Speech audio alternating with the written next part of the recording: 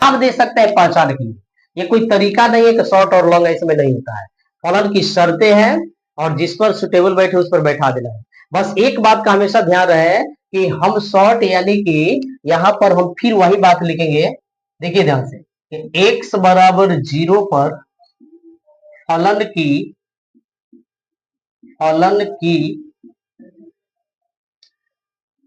x बराबर 0 पर फलन की सातत्यता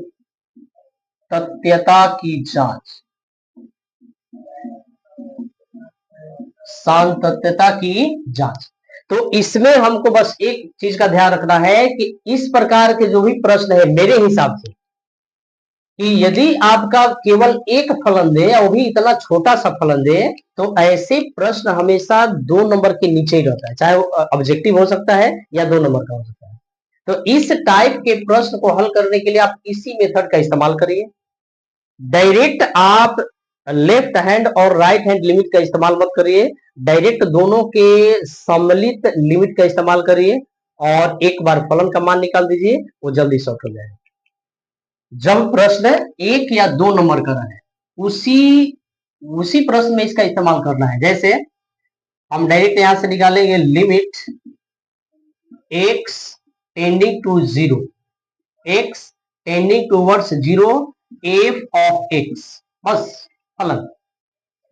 अब यहां आगे बढ़ेंगे, लिमिट x टेंडिंग टूवर्ड्स 0, फलन का मान यहां से सिलेक्शन करिए, यानी कि फलन जो हमारा है 5x-3 है। अब डायरेक्ट इस फलन में x का मान रख दीजिए, डायरेक्ट 5 गुणा 0 माइनस का 3, हमारा रिजल्ट आता है -3। हो गया। अब बस फलन का मान निकाल देना है लास्ट में। अब लिखेंगे कि तथा f ऑफ 0,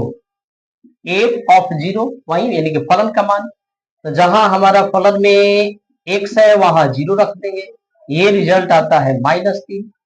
यानी कि लिमिट का मान और फलन का मान दोनों बराबर है। यहां लिखेंगे कि चूंकि limit x tending to 0 f of x बराबर f ऑफ 0 बराबर है अतः x बराबर 0 पर फलन संतत है। ये देखने में शॉर्ट है लेकिन हर जगह इसका इस्तेमाल हम नहीं करेंगे, याद रखिए। आप कोशिश करें कि इसका इस्तेमाल कम से कम हो। यदि कोई सवाल ऑब्जेक्टिव आ जाता है वहीं पर इसका इस्तेमाल करते हैं।